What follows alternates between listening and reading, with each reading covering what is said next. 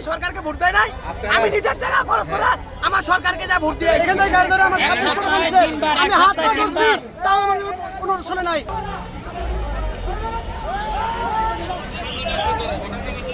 সাভারে হাইওয়ে পুলিশের হয়রানি ও অতিরিক্ত অর্থ আদায়ের প্রতিবাদে ব্যাটারি চালিত অটোরিকশা চালকরা মহাসড়ক অবরোধ করে বিক্ষোভ করেছে। শনিবার ঢাকা আরিচা মহাসড়কের সাভারের পাকিজার সামনে শতাধিক রিকশা চালকরা বিক্ষোভ করে প্রতিবাদ জানায়। এ সময় সড়কে আটকা পড়ে অসংখ্য যানবাহন, সৃষ্টি হয় যানজটের। পরে সাভার মডেল থানার ওসি আরমান আলী বিক্ষোভকারীদের বিষয়টি নিয়ে আলোচনা করে সমাধানের আশ্বাস দিলে তারা সড়ক থেকে সরে যায়। বিক্ষোভকারী অটোরিকশা চালকরা বলেন, রিকশা নিয়ে চালকরা সড়কে আসলেই হাইওয়ে পুলিশ বাধা দেয়। পুলিশ রিকশা ধরলে 2600 টাকা জরিমানা করে। মূলত সরকারের ফি 2500 টাকা, কিন্তু পুলিশরা অতিরিক্ত টাকা আদায় করে। এছাড়াও রিকশা চালকদের মারধর করে বলে অভিযোগ করেন। এ সময় পুলিশের হয়রানি অবিলম্বে বন্ধের দাবি জানান আন্দোলনকারীরা। এখান থেকে আমার গাড়ি ধরছে, এখান থেকে গাড়ি ধরে আমার 2600 টাকা দিয়েছে।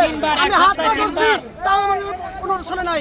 উনি কি করে লাঠিটা লাঠি মারে, স্যার লাঠি মারে, ওরা লাঠি মারে ডাইরেক্ট ওরা লাঠি মারে অধিকার দিছে কেটা হবে। কাল কাম করে এক ড্রাইভারে মারছে, বুক পাশে লাঠি মেরে ফালাই দিছে রে। মাথায় বেটার বিচার চাই, মাথায় এবারে আমার ভাই গেছে, বেটার বিচার চাই। আমরা ড্রাইভারকে হাত তুলবো কেন? এর সম্বন্ধে আমাদের চাই। সাভার মডেল থানা পুলিশের পরিদর্শক হেলাল উদ্দিন বলেন, অটোরিকশা মহাসড়কে চলাচল নিষিদ্ধ। মহাসড়কে যে সকল রিকশা আটক করা হয় সেগুলোর ফি হিসাবে 2500 টাকা করে নেওয়া হয়, বাড়তি কোনো টাকা নেওয়া হয় না। তিনি বলেন, রিকশা চালকরা মহাসড়কে চলতে পারে সে কারণে মিথ্যা অপবাদ দিয়ে সড়ক বিক্ষোভ করেছে।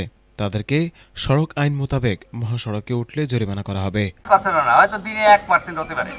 যাই হোক, আমরা এই যে স্থানগুলো দিলে এই স্থানগুলোতে আমরা সেইভাবেই করবো। আমরা আপনাদের ধরবো না, তবে উল্টো চলবেন না। আর হলো আমার আর একটা রিকোয়েস্ট, যে মেন রোডে উঠেন না ভাই। আজকেও একটা মারা গেছে, একটা মহিলা ইজি বাইকের আর ট্রাকের ধাক্কা, বাইক বেলের ওই দিকে প্রতিনিয়ত। এই ইজি বাইকের ধাক্কা কিন্তু আমিও ভুক্তভোগী। আমার 9বার চেন্নাই যাওয়া লাগছে ডাইন চোখ দিয়ে। আমি মোটরসাইকেলে বসে আছি পাশে, ইজি বাইকে হুট করে খুলনাতে এসে মাইরে আমারে একদম। আমি অপ্রস্তুতভাবে বসে আছি, মেরে দিলেও ভুট হয়ে পড়ে আমার চোখের মধ্যে গিলাস ঢুকে গেল। সীমানায় কম বেশি করতে পারতো, কিন্তু আমরা দরিদ্র দেশ, এই সব কাজ বাদ দিয়ে ইজি বাইকের বেশি ছুটছি। গ্রামে কোনো কৃষিকাজের লোক পাবেন না, সব এই সুযোগ বুঝে এই কাজ করতেছি আমরা। যাই হোক, পেটের দেবাস পেশার কারণে করতেছি, তো আপনারা সেইভাবে সতর্কতার সাথে কাজ করে প্রত্যেকটা জানায় যে ভাই এই কাজগুলো তো আসলে আমরা অন্যায় করতেছি। যদি সেরকম হয় আইনত হতো যে না আমাদের সম্পূর্ণ বৈধ অধিকার, সে বৈধ অধিকার নিয়ে করলাম, সেটা করা যায়। কিন্তু আপনারা করতেছেন, আমরা দেখে না দেখার ভান করি। আপনারা যতদূর সম্ভব মেনে চলবেন, তাহলে আমাদের জন্য মঙ্গল, আপনাদের জন্য মঙ্গল। আর এই রাস্তাঘাটে আসার আগে অন্তত বিভিন্ন প্রতিনিধি থানায় আসতেন, আমার কাছে চলে যাইতেন 10 জন, যে স্যার এই কাহিনী এই করতেছে, আপনার অমুক অফিসার এরকম করতেছে, আপনি তো দেখেন।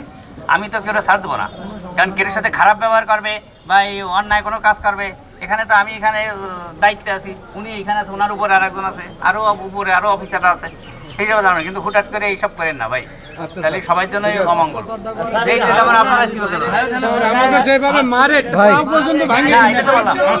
ভাই আর একটা অভিযোগ আছে, রিকশা ভাই অটোওয়ালাদের একটা অভিযোগ আছে যে প্রায় সময় ওনাদের ধরে 2600 টাকা নেয়, কোনো স্লিপ দেয় না।